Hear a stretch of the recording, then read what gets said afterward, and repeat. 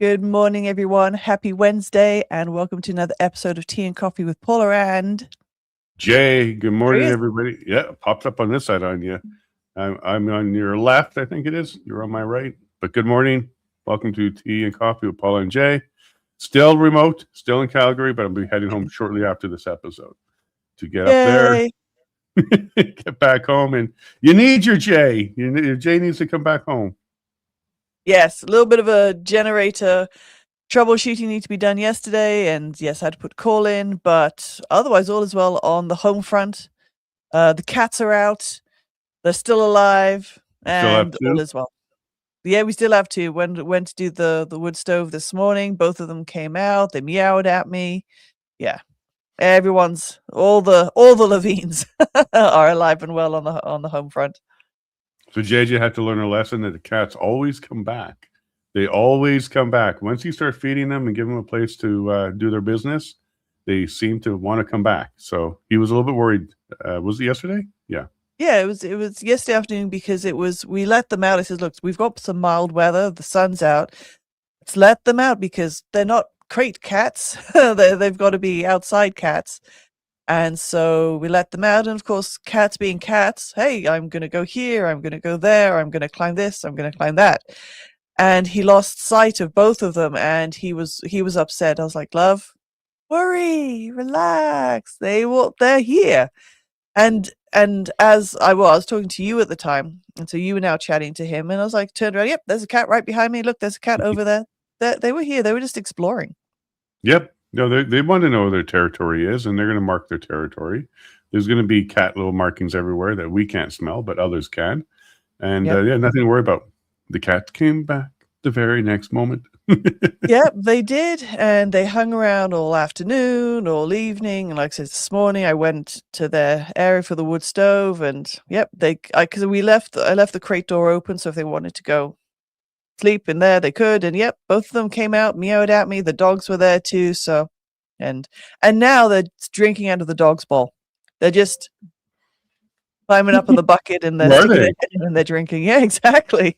Okay, well that's good because then we can unplug theirs. Yeah, no, exactly. If they're drinking out of the dog bucket, they can go ahead and just keep using that one. Got to get them to eat the dog food now, and then we're all set. Yeah. But no, they're all good, and it's chilly today. It's going to be a snowy day. So, yeah, wood stove is on, and I'll probably have to clean the panels because the snow's just starting now. So I'll clean the panels after the show and just keep on it during the day. Yeah, so my goal should be to wrap up and then get going so that I'm not driving in thicker snow. So that might be the goal here. Yeah, go ahead. But no, Calgary was fun. Good, yeah, share. I said, good, go ahead and share. Yeah, no, well, we'll get into more of the details of last night, but it was really good to connect with so many people that we know from the show. The movie was really good. It was very, very well put together. Lots of faces that you'll know in there, and a couple that I learned. So there'll be a few people on our show for the first time. So Francis, who is the professor who's going around talking about Kamloops and education and indoctrination as well. She's going to come on. And Jojo, I can't remember his last name right now. He is a Christian advocate, and he was really, really intelligent and very well-spoken in the movie and in the questions at the end. John Carpe, good friend, love that man. He's awesome. At one point, he recognized how important it is that independent media is working on some of these issues, getting our voices out because the government and media doesn't always tell the full story. And said hey to Jason. And I'm like, oh, wow. John, that's twice now in 1 year. You surprised me. I had no idea you were going to say hi. But it was really good to catch up with Greg as well and his team. He has a bit of a team there they put together to put the show on. And then a whole bunch of fans of the show. So I'm sure some of them are watching right now. It was really kind of neat to run into some familiar faces and new faces when it comes to viewers of the show. It was pretty fun. Very cool. Yeah, you were missed. Cool. People kept asking, where's Paula? Where's Paula? And you're no longer the better half. You're like the better three quarters. They definitely want you to be around. hardly, but yeah, that's sweet. Thanks for everyone who always wants to say hi to me. I appreciate it. Yeah, you definitely would have had some pictures taken, and maybe next time. But we have to take care of the property with the winter. It's Yeah. very finicky. We have to be there to address things that may go wrong. And animals, they seem to want to keep eating and drinking daily. I know, right? They're just as needy as kids. I would say, yeah, maybe a little bit more. The kids can come with us. The animals can't. Yeah. They Yeah, kind of that's a good have point. their space. Can you imagine traveling to Calgary with 2 cats, 2 dogs, and a pig? Yeah. And the kids. Zero desire to make that happen. Zero desire. But no, like it. But yeah, during winter, yeah, someone needs to be to home for the exact same reason we had like yesterday. Like, why didn't the generator come on? We lost power. Like, what's going on? So to troubleshoot that quickly. So That's why we got 2, and that's why we have a backup. And colder weather's coming too. So yeah, I'll have to take a look at the. I think I know what the problem is. There was a extended generating running, and probably turned on and off a couple times. But I'll show you how to reset the error so you can have it retry. Okay. That'd be something that maybe we can try for next time. Yeah. But everything else was good, and you had a good eventful day yesterday. You got what you needed done. Everything's checked off. All the boxes are done. Everything is fine. Yeah, everything was fine. We got home, no issues, and yeah, just stayed home and dealt with Mr. Man, Mr. Pig as well. He's alive and well too. So yeah, all is good. Job. All beats are hearty. All hearts are beating. So all good. And it was nice to catch up with the boys. Little Jacob, he's always so sweet. Come home, Daddy. I will. Yeah, he's a sweetheart. Yep. He's a sweetheart. All right, let's jump into the news because we still have a lot to catch up on. We're a couple of days behind on the news because there's so much going on. But let's go ahead and do that right now.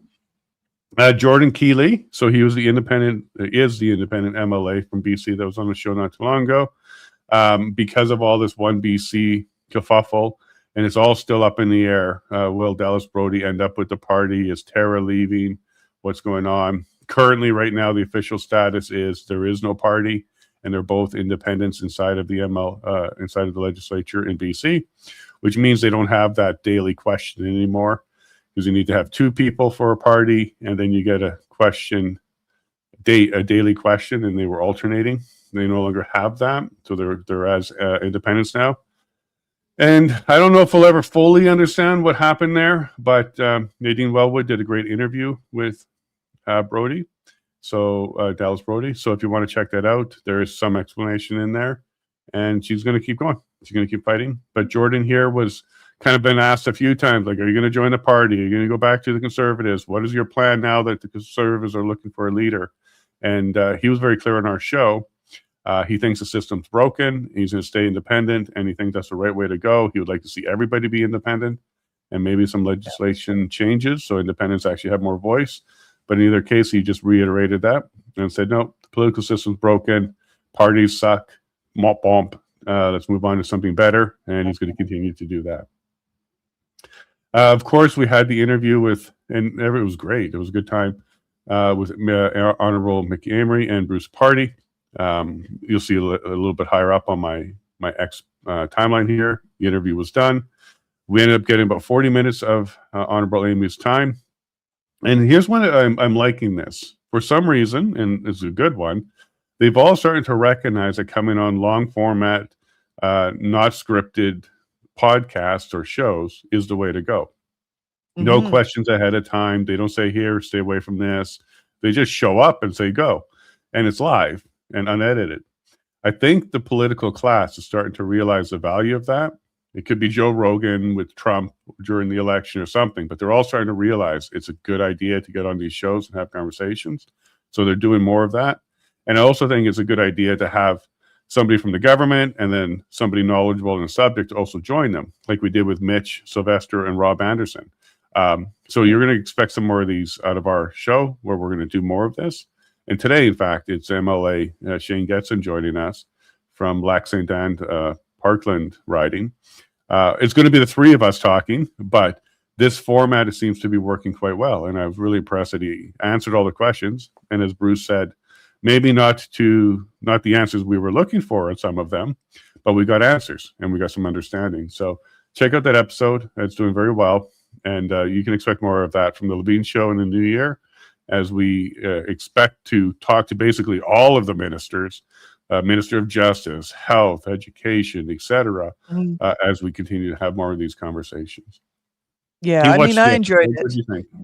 Yeah, I enjoyed it because one of the things we discussed right after is that I think they definitely appreciate, because it gives them more than a soundbite or a 3-minute interview on CBC. It actually gives them the opportunity to answer a question fully, to explain it fully, to answer the rebuttals, because these are the questions we all have. So when we hear something, it's like, but what about this? What about that?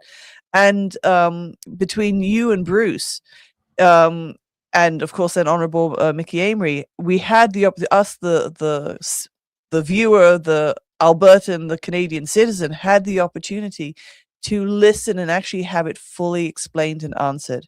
And I think definitely it put him in a good light as well, because it shows that they can answer questions fully and not just be a pompous question time, ooh, ah, type of thing, or like says, or a 3 minutes brief interview on one of the mainstream medias. So I think it definitely put him in a good light and gave us an opportunity to have a question fully answered, and numerous questions, because there were quite a few from you and Bruce. Yeah, we were good at 1-2 team on him.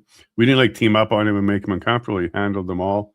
And I had a Yeah. content creator reach out to me and say, "Oh, wow, that's pretty cool that you can have Amory on." And I'm like, well, here's the thing. We had questions about Bill 14. He's the author of Bill 14. Who better to talk to than the author of Bill 14?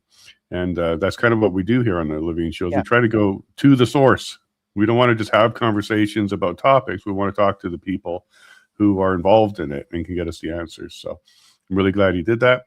And I'm glad that Bruce brought up the questions he did. And Mickey Amery did confirm that the contravening of the Constitution section has been moved to the Referendum Act. And he did say that after a successful referendum that's binding, which will be a constitutional one here in Alberta, the government has the power to not bring it forward if it contravenes the Constitution.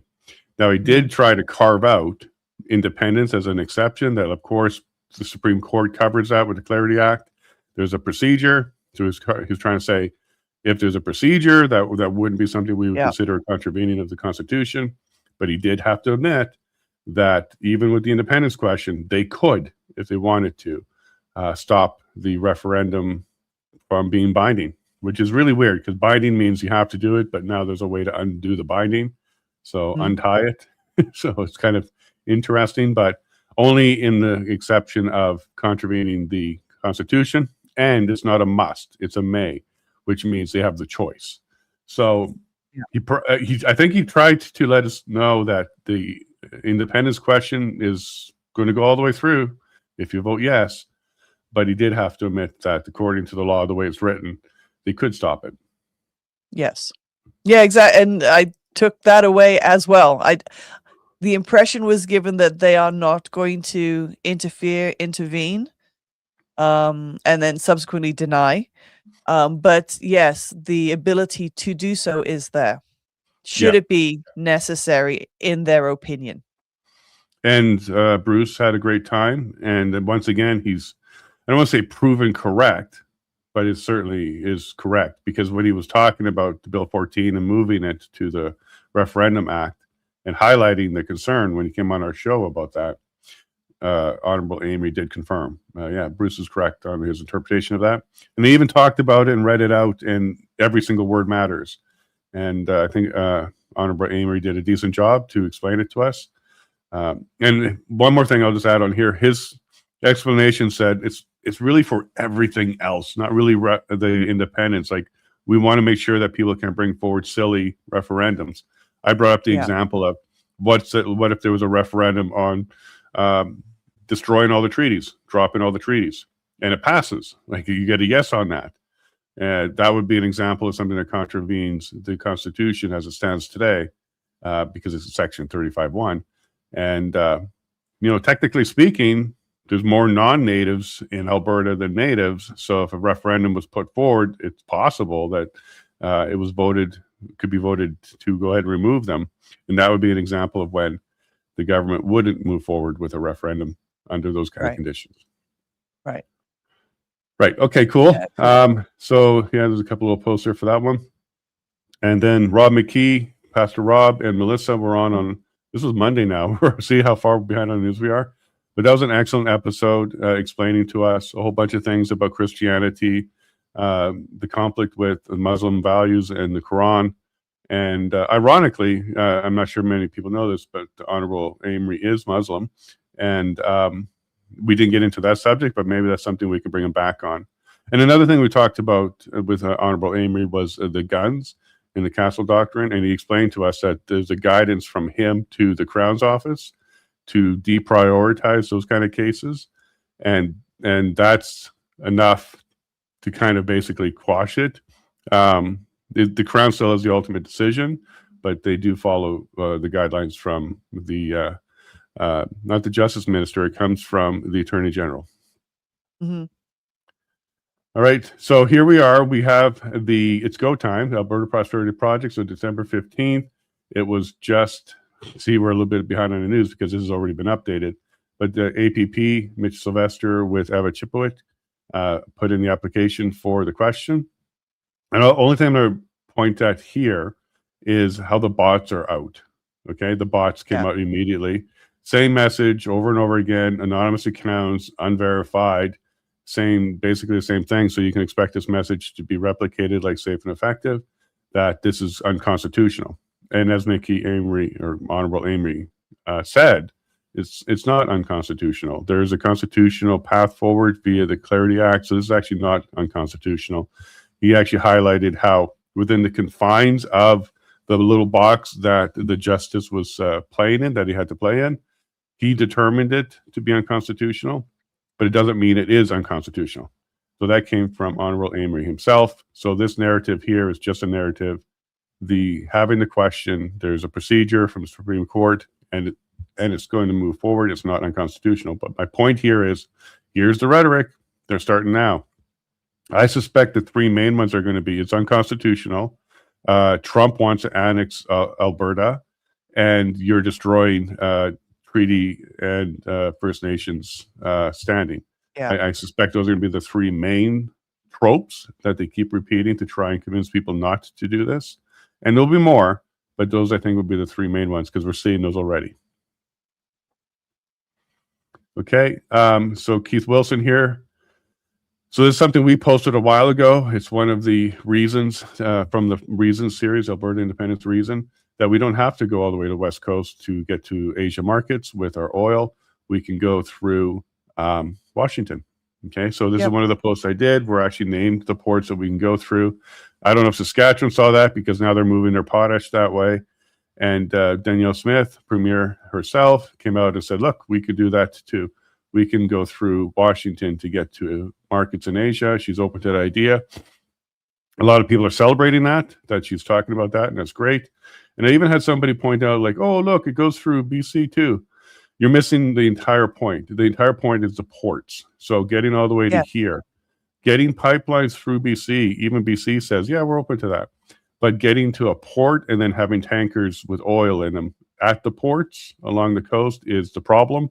So this is a way to get around the no port access on the West Coast in Canada, is to go to get port access in the U.S. So Danielle Smith herself has said this is a possibility now. We're looking into this. And I think that's almost her way of signaling that the MOU might be in trouble, because the MOU is to get a port on the BC coast. So maybe things are moving quickly behind the scenes. They're seeing the writing on the wall. Maybe they watch the Levine show, listen to some of our guests, because getting to this coast is going to be very, very, very, very difficult. And it's going to add at least $10 a barrel, $10 to each barrel, which makes our oil not market compatible. Very non-competitive. And we may have to go a little bit more south to get this done. So it's good to hear the Premier's talking about that now. And Keith Wilson provided this. And with or without Ottawa, so I'm putting both situations on the table here, Alberta needs to get our oil to Asia markets and have a prosperous future. So no matter what happens with the referendum next year, we should always be looking at getting this done. So within Canada or not, and there's a lot of people that say Canada could stop us from this, Not really. Like technically, they could withhold a license for us to do this, but these licenses are rubber stamped. They're not major project things. So if Alberta wanted to do this, we could probably get this done. And this portion here in the BC side could be negotiated pretty quickly. They've already said they would talk about lines, but not on the coast with a port. All right, and Kayla Pollock, let's not forget about her. She's going through a lot of health issues right now. Let's make sure that if we can give, we do so, because her situation is really horrible. She was someone that believed the government, took the vax, Yeah. and on her first booster with Moderna, she became paralyzed. The healthcare system kind of gaslighted her for a bit and said it's all in your head. She was very excited about that because she thought a little bit of mental therapy could repair her body. Turns out, no, it was very physical, not mental. And that period of time closed the window for any repair opportunity for her. So it was very sad, her story. And I would highly recommend, if you can, during this Christmas season, help her out, please do. And to do so, you can go visit opkayla.ca or operationkayla.ca. and give her a hand, because she didn't ask for this and she's fighting for us. And if she can win this lawsuit against Moderna, this could open the door to a lot of people with injuries or death from the vax itself. So do go and support her if you can. And a big thank you to everybody who supported Arthur Pawlowski and his mission. He raised several $1,000s during that fundraiser. Spoke to him yesterday, and you can still give, but he believes he has what he needs now to create that dinner he was looking for the homeless for Christmas. So thank you to all the viewers who were watching that episode and gave. So I know we have a generous audience, and if you can help out Kayla, that'd be wonderful. Alberta independence, 1803. 1803. Seriously, it sounds like we're doing a history lesson here. 1803, this is what happened. Alberta has no control over immigration, yet we pay the price for Ottawa's decisions. The federal government sets immigration targets based on national political goals, not Alberta's capacity to house, employ, educate, or provide health care for new arrivals. Provinces are left scrambling while Ottawa collects the praise and the tax revenue. An independent Alberta would control its own borders and immigration system, welcoming newcomers who want to work, contribute, and build, while ensuring immigration levels match housing, jobs, and infrastructure. We would prioritize skilled workers Alberta actually needs, families who want to put down roots, shared civic values and respect for Alberta's laws, sustainable population growth, not mass importation. Immigration should strengthen a nation, not overwhelm it. In a strong and free Alberta, population growth would be deliberate, balanced, and focused on prosperity, not directed by the distant federal government using Alberta as a pressure valve for its own policy failures. So you can see here the growth of immigration. This is from 2000 to about 466,000 total immigrants, and this is non-permanent and permanent. So non-permanent would be temporary foreign workers and stuff like that, all the way up to just over 2 million in 2024, and growing. Like when you see the rest of this chart for 2025, and this is from the Fraser Institute, that's a fourfold increase. That's substantial. Yeah, that's substantial. And we have no say in this. Like, as a province, we can't say, hey, we will only take X number. It doesn't work that way. The federal government sets those numbers and then spreads them out all over the country, wherever they want. And if you look at the numbers, Alberta gets a disproportionate number, which means we get far more than 10%. We get far more than 10%, because we're about 10% of the population. So you would think proportionately we would get about 10% of the newcomers. That's not the case at all. They send quite a few more here. And that could be part of the way that they're trying to destroy Alberta's infrastructure and services and capacity. You take billions out of our province, and then you put a lot of people that we can't afford in. You're hitting us in a 1-2 punch there. Yeah. All right. And then we had Matt Arrett on yesterday. I love having him on. If my history professor in school was anything like him, I would have paid far more attention. We don't do a lot of history in Canada. We call it social studies, which means we kind of surface level it, and only the stuff that they want to teach you. We don't learn about, basically how Canada was a stopgap to stop independence from the U.S., especially the west side of Canada.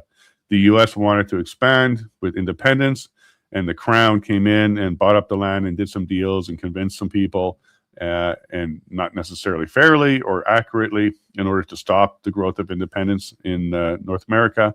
Anyways, there's a lot of good information there from Matt. And we even talked about how we need to be careful with the Alberta independence movement, because they're going to put in provocateurs and agents to try and mess it up. Pay attention, similar to the convoy. And it was kind of fun because some of the things we talked about that they did to the convoy were in the movie last night, including that fake picture of anti-Semitic literature that the Anti-Hate Network said was floating around the convoy. Turns out it came out of Florida many months or even a couple of years prior to that. And then in the movie last night, he talked about how Anti-Hate Network had to backtrack on that and never even provided the truth behind it, because they said, no, a lawyer sent it to us. Well, which lawyer? They never disclosed. So it's exactly what we were talking about yesterday. They will use lies, misinformation, and frankly, fabricated hate in order to try and counter something they don't like. So expect it for Alberta independence. Matt says be on alert and pay attention. Yeah. And here's the update. So Elections Alberta has approved the application, is received a notice of intent, and the application has now been approved. So the first signature day, it looks like it's going to be January 12th. On January 12th, the APP is going to have 120 days to collect 177,000 signatures. They already have 450,000 people that provided their intent to sign, and their goal is going to be 1 million. If they can get to 1 million signatures in 120 days, we only need 1.2 million to win the vote. So that might be a very, very, very good indicator how the vote's going to go. And the more people that sign up, the more pressure on the government to make sure you get this referendum out ASAP. So stay tuned on this one. But the green light has happened on Election Alberta. January 12th, it looks like we're going to be seeing the first signatures hit the paper. BYOP. Bring your own pen. And the only pushback I got on this one was, why'd you use Joey? He's kind of silly. It doesn't matter. It doesn't matter. I looked up a pen meme, and there he was. Mm-hmm. Yeah. So as we're waiting for our guest, he'll be joining in a moment now. Again, the Dallas Brody, Nadine Wellwood episode was fantastic. This was her first interview since things fell apart in her party. Our interview on Friday before that was her last interview before it fell apart. And then Nadine got the first interview after it fell apart. So watch both, because you'll see the pre and post. And there was no indications during our interview that things were going awry. But I don't think Dallas understood exactly how bad things were about to get, because it was the very next day where she was removed as a leader. So watch that episode. It's very powerful. And Nadine's doing a great job getting these interviews and having these interviews. So we're very pleased with her. And remember, she's going to be the moderator for the questions and answer at Fundamental Truths in Red Deer, our January 10th event. So try and make sure you get your tickets. They're great, stocking stuffers. Go ahead and grab them for friends and family. Remember, this isn't necessarily all about separation. This is about the fundamental truths. We need to get back to the basics, understand where the law came from, how it's supposed to work, understand that, yes, there is only two sexes. So Mia Hughes is going to do a great job on that. Indigenous relationships with Leighton Gray. And, of course, Bruce Party himself will be there as well. So go grab those tickets. Everyone should agree that this is not a good move. This is an interesting one. So the federal government has now sealed the records for the Kamloops residential school grave claims. What? Why? Why should we be sealing anything? This is weird. And my post here is everyone should agree that this is not a good move. No matter what side you're on this one, no matter if you're sitting on the fence on this one, everybody should agree that locking away the information is a bad move. So I continue here. The only information that's locked away are called secrets. What are the feds hiding? In order to have truth and reconciliation, the truth must be released. Locking the Kamloops records away is not going to help anyone. So no matter what side you're on this one, whether you want to prove it is true, you want to disprove it, you want to start healing This is something we talked about during the election. In order to start the healing, we need to understand what really happened. This is not going to help. This is not going to help Yeah, at exactly. all. Yeah, Okay, exactly. so we I continue agree here. on that. Gil McGowan, he's the leader of the. It's a party, not a party. It's a union of unions. President of Alberta Federation of Labor. There we go. This guy is absolutely propaganda. Like totally, he's either connected with or he gets the same emails or something. Something's going on here where he's echoing the same misinformation when it comes to Alberta independence. So Jeff Rath and his team are going down to Washington for the third time to continue to get their questions answered about U.S. support, how it could look in a new Alberta. And this guy, and I can see our guest is there, so that's great. We'll bring him on in a moment. And this Gill guy, he's just replicating the fake narrative that Trump is trying to take over Alberta. So one of the things I laid out here, and by the way, if you read Jeffrey Rath's post that this guy's referring to, it says none of the things that he put into his post about Trump taking over the 51st state. It says nothing like that. But there's some propaganda going around. And like I said, I think there's going to be the three main talking points. It's going to be this is unconstitutional, Trump's trying to take over Alberta, and the treaties. I think those are going to be the three main ones, and this is the Trump one. So on that note, let's go ahead and bring our guest in because I'm really excited to spend some time with MLA Shane Getson. And let's see if he's good on his side. We'll get a thumbs up. I think we're good. Shane. Hello, Shane. How are you doing? Not bad. I'm pulled over on the side of the road. I'm in a Peterbilt and a sleeper on the way back from Winnipeg. So I'm literally trying to outrun the Alberta Clipper trying to get back home. So I'm just outside of the Battleworks right now. Oh, well, thank you for pulling over. And yeah. yes, there is some snow. I'm in Calgary. I got to make my way up to west of Edmonton today, not far from your riding. I live near Breton. And yeah, be careful out there. Sorry, I think I spoke over you. There's a small lag there. No problem. I said that's great. Okay, fantastic. So Shane, how about we go ahead and introduce you to everybody as you're sitting in your Peterbilt on the side of the road trying to beat a storm all the way back to Alberta. Sure. So I guess I'm MLA Shane Getson. For Laxton and Parkland is the name of the constituency. And I'm also the Premier's Parliamentary Secretary for Economic Corridor Development. Former pipeline, former consultant, and I got into politics because politicians were kind of messing up our industry, and that goes back about 6 years ago now. Well, it's actually, we had you scheduled for almost a week now, and it couldn't have been better timing with the Premier's announcement that she's willing to look at having a port in Washington in order to move our oil to the Asian market. So obviously you're aware of this statement by her. And as somebody who's in the pipeline industry previously, what are your thoughts about that? Well, that's kind of where we're at. Like, honestly, our country, we missed out in the first wave with Petronas way back when. I mean, we saw about $32 billion of flight capital to those really weird Trudeau doldrum years for about a decade. And we're trying to navigate our way through it right now. Nutrien, you saw the same thing they did out of Saskatchewan with potash. They chose Washington as well. So the Port of Vancouver is congested. There's a ton of issues there on that side of it. The other one too with the tankers is folks have to remember that you can't get the big tankers, the super tankers, into the Port of Vancouver as you can in Rupert or down in Washington. So if we really want to make sure that our product gets to the overseas markets, not just the US, then we need to have decent sized ports to do it. Rupert would be the best play, but Canada's got to figure this stuff out off that west coast. They got to figure out. We'll find other options if they are not willing to play ball. Okay, so fair enough. So for those Albertans and the rest of us who don't know where Rupert is, this would be north of Vancouver on the BC coast?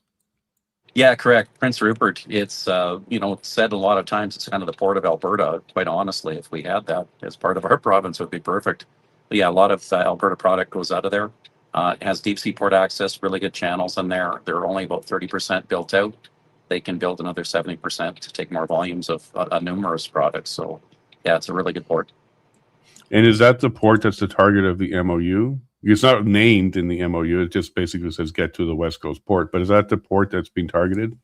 Yeah, there's a couple. If you look at history on the Gateway project, which, this corridor with this one pipeline in it, there's two different routes. There's one that goes to Rupert and one that goes to Kitimat. There's other options, but those would be the two best ones. Okay, and another way to go would be east to Churchill. So that was a conversation I've heard before as well from the Premier, that there may be a corridor opportunity through Saskatchewan, Manitoba, up to the port of Churchill. Is that still something that's being talked about? Absolutely. There's also Nelson, so that arguably could have been the best port that was never built as well. And so it's south of Churchill. And that way you alleviate about 250 kilometers of really tough going for the railroad up there as well. So you want multimodal is what we're really looking for. Or Canadians should be looking for multimodal, not just one commodity type and not just one asset. And I would propose that you want to get a decent economic corridor with enough right of way that you can utilize for, the next 40, 50 years of building projects, not just one. Yeah. All right. So as the one responsible for energy corridors, it sounds like there's several opportunities that are being worked on here. Now, if it was to go to Manitoba, how's the conversation with Saskatchewan, Manitoba going to even do that? And would it be a pipeline, or would you be using rail for that? Well, it's an all of the above, but I think you can see projects of interest. Even Nestanan, which is a private company and Indigenous led, that heads out to Churchill. So those are actually going really well between Manitoba, Saskatchewan, and Alberta. We're working really well. Premier also signed off an economic corridor MOU, which got like zero radio play, which everyone should have been all over this. It's literally all of the Western provinces, inclusive of BC, and also the territories that signed off on the notion of economic corridors. So it's all the above. And then as well, from my understanding, President Trump re-signed and extended the A2A crossing, so back up into Alaska.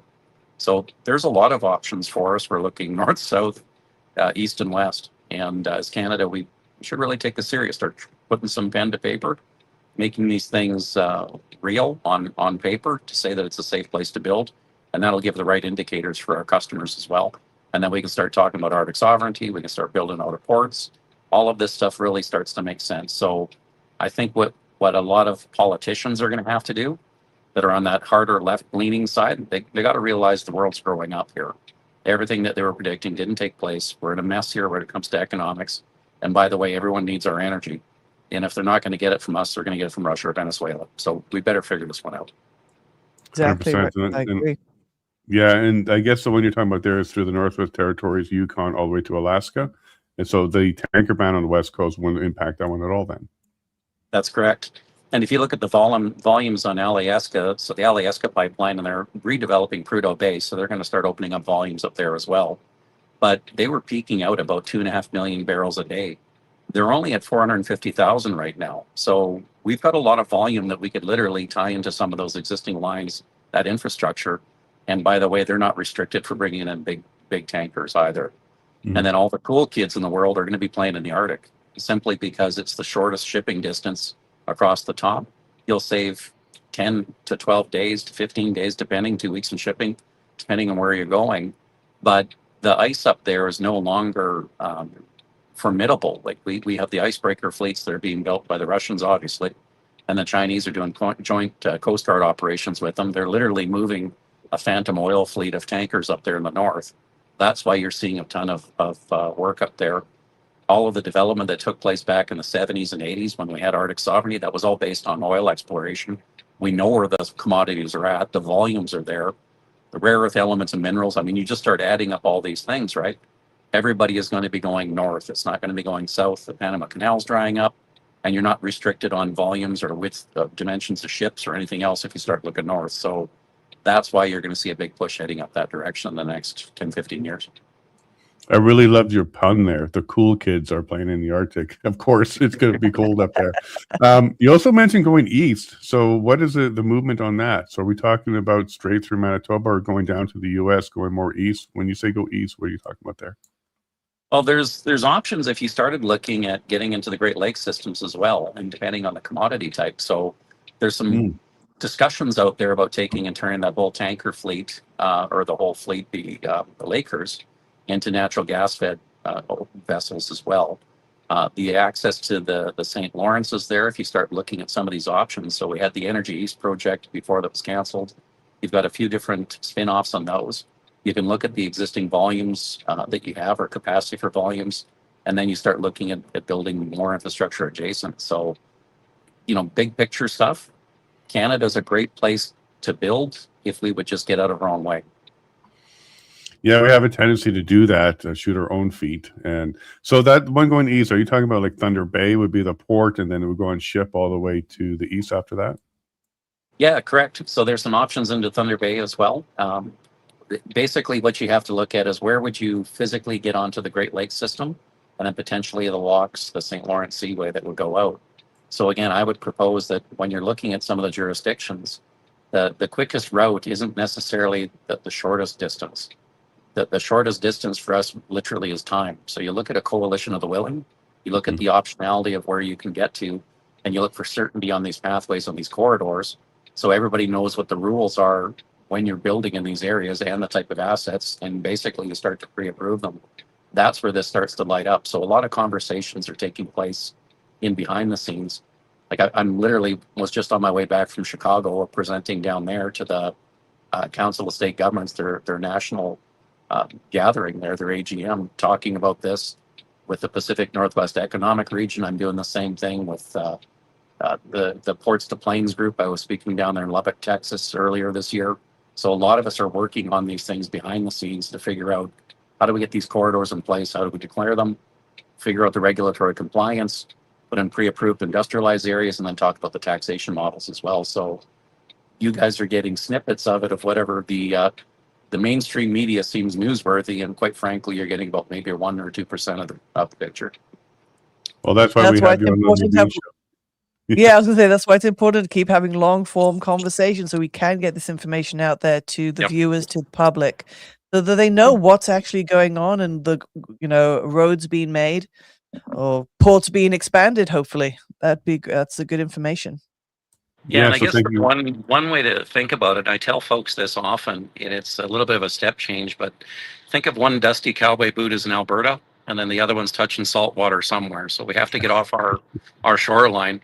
And then the other extension of that is who are our customers, so whether it's Asia, whether it's Europe, whether it's the US, or where we're going.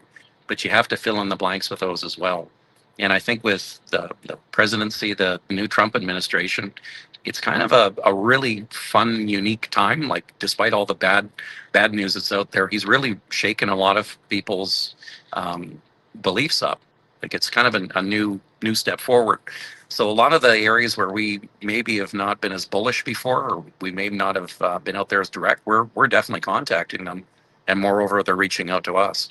And when those other countries realize that Alberta and the provinces, like in Saskatchewan as well, when they own their resources, when they understand that we can do barrels in kind, when we actually trade at that level, typically that's a national level. So you've got subnational governments that have the authority of some nations, arguably, and that's why they're starting to pay attention to what we're doing. And Premier Smith and cabinet really did some great jobs of exerting that a little bit more than what's been done in the past. So that's why you see us out there on that world stage. Fantastic. And I think BC is probably paying close attention here, because if you can go out through Churchill or Alaska or down in Washington, they're going to miss out. And they were not happy when missing out on the potash from Saskatchewan. So I wonder if this might open up some of those conversations for Rupert to go ahead and have some tankers port there. Has there been more continued conversation there, or you guys kind of focus on all your other options now to kind of build up the leverage with BC? Well, I would suggest that that's one of the best ones. Like, if we were take away the politics, Prince Rupert is the place to be. There's no question. You've got capacity up there. You can manage the items. Kitimat is also the place to be. I mean, Enbridge had proven that out before. But for me, if I was looking at multi-commodities, multimodal, looking at those pre-approved industrialized areas, what can we do from fabrication, manufacturing, all of those elements, and then also inbound from our customers overseas of what we were importing from them and making stuff with it here. That is the absolute play. So there's lots of work that's taking place with a lot of MLAs, members of parliament, business leaders, municipal levels that aren't part of the EB administration, let's put it that way. And if you look at the pathway, they don't really have much to say up there when you look at the electorate and the representation. And I would suggest he's kind of hanging on by his toenails to pander to his base. I'm going to be a little bold on that one. But his base is not in the north. His base is not adjacent to Alberta. So they're very much like-minded. And then when you look at the consultation process with the First Nations leaders, we have the Alberta Indigenous Opportunities Corp. So when we put that out 6 years ago, it was something brand new, never done before, where we basically backstop, and you've got the Dragon's Den. So you've got First Nations full participation in projects in their own backyard and abroad. So when you've got all the First Nations leaders lining up with us, I think it was 11 out of 12 right out of the gate supporting this. Unfortunately, the pan view only goes into those that are against it. So give us some time. We'll work on that. And folks got to understand it's for the right reasons, for the long haul, for the country. Okay, so that sounds promising. So when that MOU came out, there's some people who crunched the numbers and they said, well, with pathways, carbon capture, and other parts of this MOU, it could add up to $10 a barrel by the time it gets to the port, and there's still no ship to put it into. So are some of these numbers been floating around for you as well? And would it cause the oil, if it did make its way there, to be non-competitive on the global market if there's a cost like that added to it? Well, part of it comes down to this. So the global market, you have to understand what we're competing with. We talked about shooting ourselves in the foot, right? So we want to do the most ethical oil in the most environmentally sound way possible. There's a price tag to that. So the global market and our long-term trades, they have to understand if you're going to the Middle East, scratching the surface and pulling out some oil, if you're fine with that with a lower cost, without the highest environmental standards, without the highest, ethical standards behind it, that's the poison pill they got to swallow. So when we're talking about these infrastructure investments, what I would propose is we're not just doing spot pricing on the market. When I'm out there pitching stuff and talking to some of those other jurisdictions, it's you guys want to do the right thing. You want to make sure that that's on your, your PR pitch and everything else, and you want to do it for the right reasons. Then you're going to have to actually pay a little bit of a higher price. But what we can offer you is a place to invest. So you're not just spot market pricing, you're investing in something where you could secure supply for the next 50 to 70 years. When you start mathing that out, that makes a hell of a lot more sense. So that's what we have to do, is to go out there and lean into all the good things that we're doing. And there is a cost associated with it. And folks got to understand if that's what they're doing. But we are a good place for them to secure energy supply and make a bit of profit in the process as well. Okay, and when we say Asian markets, do we have some top customers there? Would it be China, Japan? Like, who are some of the top customers that are ready to port some of our oil? I'm honestly working on India. So there's a lot of, work that's already taken place in Japan and Korea and those areas, which is very mature at this point, like as far as, the conversations. So Minister Jean has been working on that, Premier obviously as well. So there's lots of potential there. But I'm looking at India. We'll be doing a trade mission over there officially this year, this time in February. And what we're looking at doing is trying to look at the ports on the east side of India of how much they need. And arguably, projections the next 10 years, they're going to consume about 25 to 30% of the entire world's energy. Well, oh, wow. So, yeah, that's a big market for us. So when we're starting to look at those things, it's an all of the above. We'll secure supply for them. The way they get their energy is either through Russia or the US, and it's typically both. And when we're looking at some of the relations they're having with the US, arguably saying a lot of the oil they're getting is Alberta oil anyway, so why not, let's just get it direct. So these are the type of things we're having the conversations. Europe as well, so they're going to need to secure ethical gas supplies as well, and that's part of it. And quite frankly, if our former Prime Minister Sparkle Socks there had actually followed through with what was supposed to take place, there was an absolute business solution, and we saw how quickly Germany had to pivot, go to Qatar to solidify those volumes. They needed the material. They wanted to get it from us, and we unfortunately turned them away naively. Okay, and what kind of turnarounds optimistically and realistically could we expect? How quick could we start getting things to the Asian market if we went through Washington, Alaska, or we got some headway through Rupert? Are we talking decades here? No, like technically, so let's say the cards align and we went back to the Wayback Machine, how we used to do things. Approvals were done within a year and a half to 2 years. Construction on these things, you're moving at about 2 clicks a day for a 36-inch pipeline. You run multiple spreads when you're doing it, you're looking 2-3 years of construction. So arguably 4 or 5 years, you physically have things running. That's how we used to do business in this country not so long ago. That's when I started out my career in mainline. That's what we had. somewhere along the way, we bastardized this whole process because we were anti-energy as a federal government. It was pushing against it. So all of a sudden, you've got 12-year approvals. These things become massive overruns. It doesn't have to be that way. So arguably, if we got our act together, 5 to 6 years, you're pushing oil, you've got good volumes and everything lined up. That's doable. And then in the current environment where you had something like the motion from the CPC go through the House and get voted down by everybody but the Conservative Party, what do investors say? And what's that market like for investors to come in on these projects at this current state with this environment? Well, it's a really weird state where investors are very nervous because they can't figure out what the hell we want to be when we grow up. I mean, that's what they're basically telling us. They want to deploy capital. You have a lot of pension funds. You have a lot of, whether it's Australia or Japan, they want to invest money here, and they're up on stage basically saying, you guys got to be clear in what you want. We want your stuff. You have products that the world wants. We want to do it, but you're uncertain on it, so we don't know that we can invest with you. So to fix that, here's where that economic corridor model makes sense. We actually scratch it out on paper. We say, here's the rules, the regulations. Here's the projects that are basically pre-approved within these corridors. They can build for the next 15, 20 years. And you have to stop all the other political swings, the political football that takes place when it comes to infrastructure and product types. Little Greta Thunberg jumps up and down and says, how dare you? And all of a sudden we shut ourselves in for 10 to 15 years. Like, it just doesn't make sense.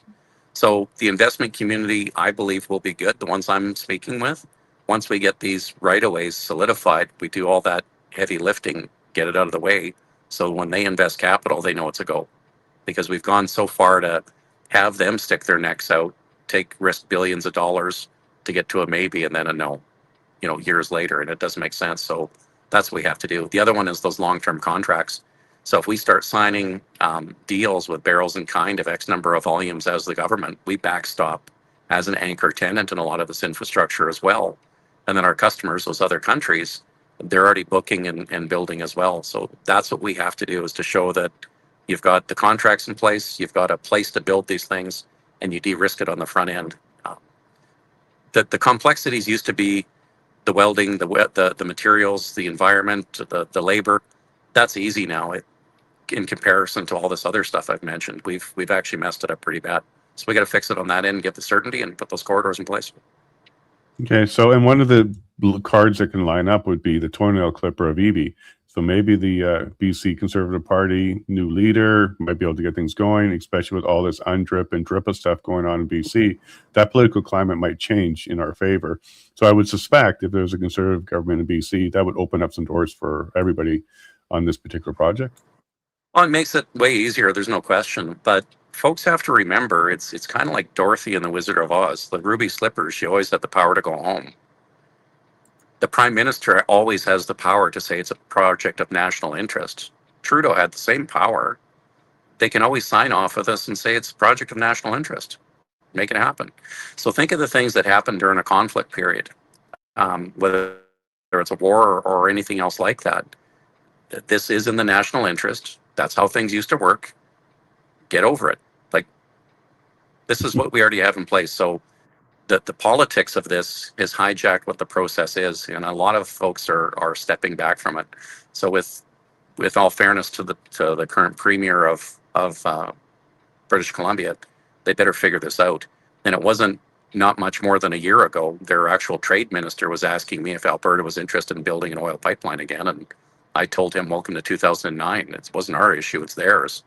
So all of a sudden they're wanting us and thinking of it because Trump was, talking about tariffs. Now it was a national interest, and everyone threw their elbows up and all that good stuff. And all of a sudden we're a year later and now they're going, we're against it. Come on, quit flip-flopping. I like that a lot. Have you read Carney's book, or have you got a brief of it, an executive summary on it? Because if you read his book. Yeah, no, I read as part of it, the excerpts and everything else. So, like, no one should fool themselves that, that Leopard's going to change their spots. But I think where folks have to understand is that we're in such a tough spot right now as a country. A lot of the policies that were put in place for the last decade we've got more debt accumulated than every other government before in time compounded, including 2 world wars. Like, it's a pretty bad spot. So Carney has his aspirations and his ideals, but he's also a business person that can figure out if we don't get what people want and get it to market, we're not going to be able to pull ourselves out of this. Like, that's where we're at. So it's nice to have all these highfalutin ideals, but when the rubber hits the road, here's where we're at. Yeah, no, he's still a major shareholder in Brookfield, and Brookfield does make money off of this kind of stuff. So maybe the businessman of him is going to supersede anything else that he was planning when it comes to ideology. Now, when you are, I had Mickey, Honorable Amory on yesterday, and we talked about Bill 14, which he put through, and I suspect you voted in favor of that one. And that opens the door to the Citizens Initiative Act to go ahead and bring forward a referendum. APP, Alberta Prosperity Project, did exactly that. So if there is a referendum next year and it comes back as a yes, how does that change the landscape here when it comes to working with these energy corridors? Does it, or does it even help? Well, I've tried to math it out, and people have asked me about this before. If you look at Peter Zion's, he did something. He was the economist out of Colorado, I think is where he's at now. Back in 2014, 2015, he kind of mathed it out, what it would look like if Alberta stood on its own. I don't see any differences from then till now. It doesn't work. So you either have to join, so you have to sort the issues that are causing us the problems within the country, or you have to join another jurisdiction. So with me, the corridors actually set the precedent for something else. And think about this one, and I've tried to float it out to folks. If there were a referendum, and if the referendum said that we have to sit down and negotiate a separation model, all that basically does is puts us in a position with the feds to go argue in good faith. We've been doing that for years. But if I look at a different model, why don't we just change the borders? Like, again, this has been done, and it sounds funny, but it's actually easier to do. If I looked at the economic corridors as the model, there's a pathway for that. There's precedent that's been set on that, on the economics of why you would change a territory into a province or change boundaries. It's happened in 1905. It happened in 1912. And most recently when they carved off Equality, so less than 20 years ago. That is something that we could do. We could get ourselves a deep seaport access. You could merge Alberta and the Northwest Territories easier than you could actually separate from the country. So either you're building these corridors and pathways for the Northwest, tying them with our trading partners to the South, doing all the stuff to the East, or you're pushing out there to simply get rid of the damn politics where it's been hijacked. I don't know. Maybe we should start wiggling the lines around and redrawing the map of what Northwest Canada should look like. I'm not sure if you could hear it because I think you're still east of Alberta, but northern BC just cheered. So is there an opportunity possibly to go ahead and make a corridor there with northern BC to join Alberta? Technically, yes. But the easiest, the path of least resistant is literally the territories. Just constitutionally how they're set. Like, I hate to say it, but the way it's kind of set up, it would take a supermajority of the premiers to say that's a good idea. The territories don't really have much of a say in the matter because they're a part of the feds manage it. But obviously, if we're having these conversations, and I'm just throwing the ideas out, like I'm always a lateral thinker trying to look at different ways to make things happen. And that one jumped off the page. Like, you literally could have both of the territories in Alberta say, hey, why don't we merge? You have 35 to 40,000 people, voting people in the Northwest Territories. You've got trillions of dollars of trapped assets. They've been arguably ignored by the feds for years. Why don't we get their stuff to market? And if you looked at the equalization payments, all of a sudden that changes the entire ledger for Alberta, because now we have a liability. But within 5 to 6 years, you could turn that into a massive asset. Plus, again, all those wells that are already developed up north, we know the rare earth elements and minerals are there. They got tons of potential for hydroelectric. Back in the day, there was an actual passage where they could run barges through the Great Lakes up there and out to the ocean. Like, they did this back in the 70s.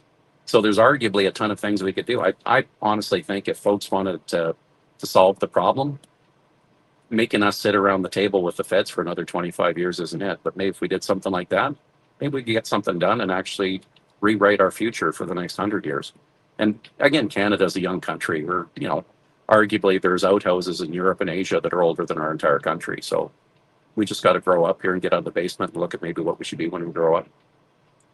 Well, one of the political leverages that could be there is a vote where there's high 40% support. Maybe it doesn't hit a yes, but there's a high 40% support, just like we saw with Quebec. They were able to do some more leveraging with Ottawa because it was so close.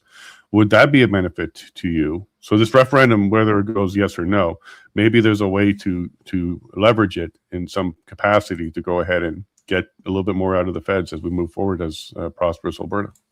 Yeah, I think it gives, well, firstly, we strongly believe in referendums, citizen-led referendums. I mean, that was one of the things that we looked at the thresholds, and we wanted to make sure that some of the bureaucrats or the bureaucracy or even the ledge offices didn't hijack what the intent was.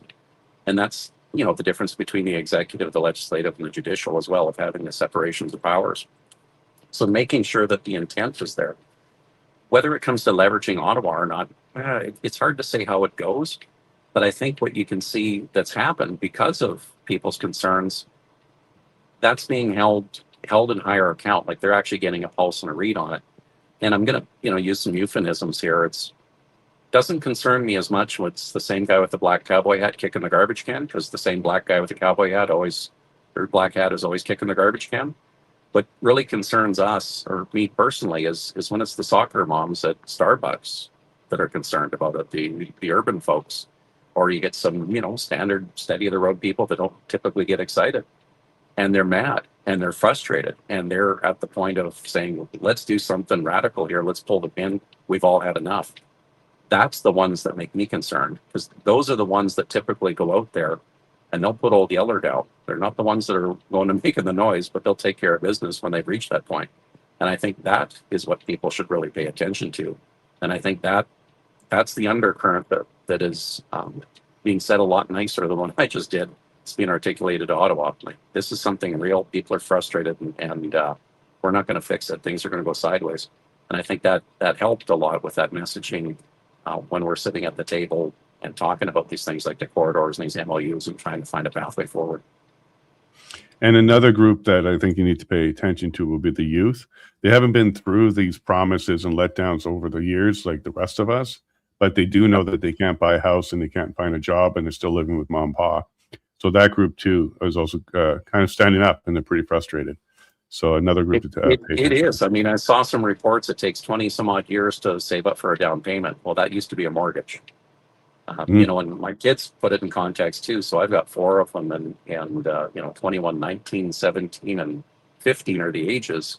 And my 17-year-old kind of put it to me succinctly. I mean, we were talking about the way things used to be, and she has never known anything other than Trudeau and Carney right now for president or for prime ministers.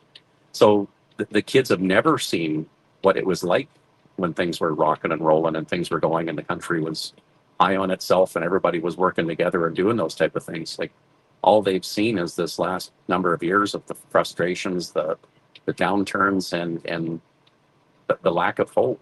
And again, when you've got the likes of Greta Thunberg running around in that group telling you the sky is falling, the world's going to end in 5 years, a lot of these kids have been frustrated for years. And to your point now, yeah, there's a whole group that's wanting to have what we had as a promise of the future. And it's not there unless we change things back to the way it was before.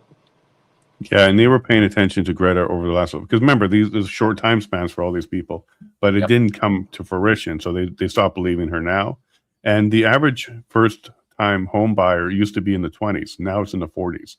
That's the average age. So it's a problem. So that definitely needs to be addressed. Do you have a final message for Albertans? And then I'd like you to stick around, because we're going to go to our supporters section for about 10 minutes or so to answer a couple more questions if you have the time. Yeah. So firstly, don't believe everything in the news. Things are actually better than what they are. They're serious, but there's a lot of good folks that are rational trying to work on this. And then some of the other ones that you can see that are, you know, with all the bluster and just keep your wits about you. Like, don't be swayed one way or the other. Trying to understand there is some steady state. Keep serious about things. Keep engaged. Give us a pat in the back when we meet it once in a while, and give it a kick in the pants when we deserve it too. So it has to be an honest conversation going back and forth between your elected and yourselves. But understand that we are working for a better province and a better country here, and keep the faith. Like, that this is worth working on. It's worth getting through these tough times. And as far as our relations with the U.S. as well, they're really good friends and neighbors and allies of ours. So this too shall pass and we'll get sorted. but we just got to keep our heads about us and be professional about it and keep carrying forward. And yeah, the other one is God bless and Merry Christmas. Hang in there, and the new year is going to be a little tough. Some of the things we're dealing with, but I think we've got a pathway forward. We just got to keep pushing on it and make it happen. Thank you very much. And yes, Albertans are very good at kicking them in the butt when you need it, and maybe not so quick to pat you on the back. But coming on shows like this, having open conversations and helping us learn a little bit more is going to be very helpful. So hopefully 2026, we see some more of this. So thank you very much, Shane. Hang on. Staying at Peterbilt just a little bit longer. We have a couple more questions for you with our supporters, okay? So we'll be right back with you. All right, babe, there we go. Another great conversation with some of our UCP's government, and I learned a lot. So we can go north, south, east, west. There's a few options. Rupert is the ideal option, but even merging with the Northwest Territories, that was never on my radar. Yeah, correct. And there's a comment here. I'll just put it up here. Interesting idea for the boundary changes. I love outside the box thinking. Mm-hmm. It's literally meaning outside the box or outside the lines. So double meaning there. And yeah, the cool kids are in the Arctic. I love that pun as well. So no, I think that was a fantastic conversation. We'll be doing a lot more of these episodes, talking directly to the people who are working on these problems. And yes, the mainstream media doesn't pick it up. They don't give them any radio play. And hopefully they see in 2026 that shows like ours, because there's a bunch of them, is a good place to get your messaging out. Yeah, and then speaking of which, again, we're going to have a fantastic panel coming up in Red Deer on January 10th. And so go ahead and get your tickets to go check that out. 8 different voices speaking on many different subjects. So it'll be good to hear. Wow, you sound like a media person and marketing person on that one. Absolutely correct. Red Deer is going to be a great time. Go get your tickets for January 10th. All right, so hold on, everybody in locals. We're going to come see you now, but the public, thank you very much for hanging out with us. I hope you learned something, and I'm glad that your questions are rolling in, but you have yourself a wonderful day. Yeah, everyone have a fantastic day. See you tomorrow morning. Stay warm. Stay warm, and it'd be slippery out there. Drive safe. Yeah. Take care of each other. Love you all very much. Merry Christmas, and God bless.